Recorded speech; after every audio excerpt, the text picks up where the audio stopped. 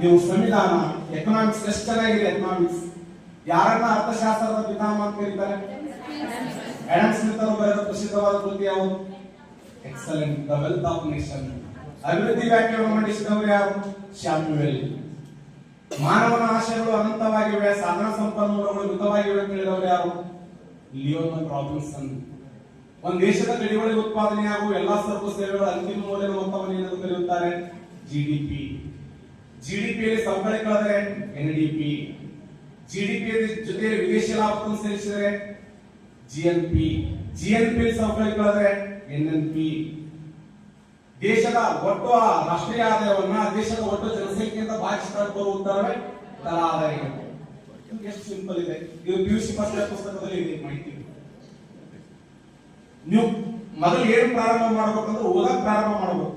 ನೀವು ಎಷ್ಟು ದಿನ ಓದ್ತೀರಿ, ಎಷ್ಟು ದಿನ ಪರಿಶ್ರಮ ಪಡ್ತೀರಿ, ಈ ಒಂದು ದಿನಮಾನಗಳಲ್ಲಿ ನಿಮ್ಮ ಕಾಲೇಜ್ ದಿನಮಾನಗಳಲ್ಲಿ ಎಷ್ಟು ನೀವು ಕಷ್ಟ ಪಡ್ತೀರಿ ಅಷ್ಟು ನೀವು ಬೇಗ ಸಕ್ಸಸ್ ಆಗ್ತೀರಿ. ಇತಿಹಾಸ ಸಂಜೀವಿನಿ, ಎಸ್ ಭಂಡಾರಿ ಮಠ್. ನೀವು KS ಬರೀಬೇಕಾದ್ರೆ ಇತಿಹಾಸ ಕೆ ಸದಾಶಿವರಾವ್. ಭೂಗೋಳ ಸಂಜೀವಿನಿ,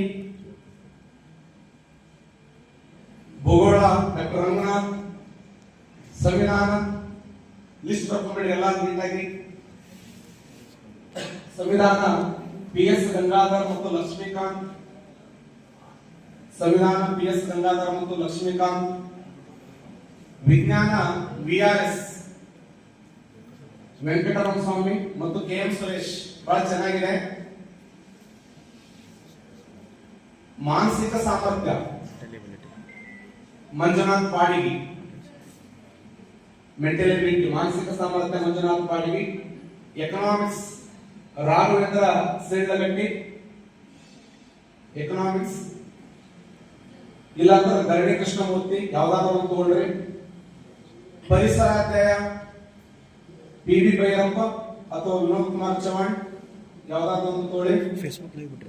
ಪ್ರಚಲಿತ ಘಟನೆಗಳು ನೋಡಿ, ದಿನಪತ್ರಿಕೆಗಳು, ಸ್ಪರ್ಧಾ ವಿಜೇತ ಮತ್ತು ಸ್ಪರ್ಧಾ ಅರಿವು. ಇಷ್ಟು ಮೆಟೀರಿಯಲ್ ಕಡೆ ಇರಿ.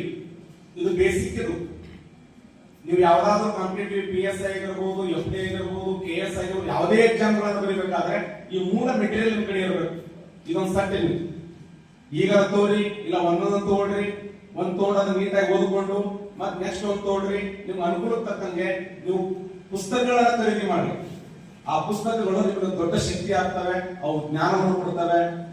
ಅನವಶ್ಯಕವಾಗಿರುವಂತಹ ಖರ್ಚುಗಳನ್ನು ಬಿಟ್ಟು ಈ ಪುಸ್ತಕಗಳನ್ನು ಖರೀದಿ ಮಾಡೋದ್ರಲ್ಲಿ ನನ್ನ ಪ್ರಕಾರ ಎಲ್ಲ ಒಂದು ಸಟ್ಟ ಹಿಡಿದ್ರು ನಿಮಗೆ ಒಂದು 3-4 ಸಾವಿರ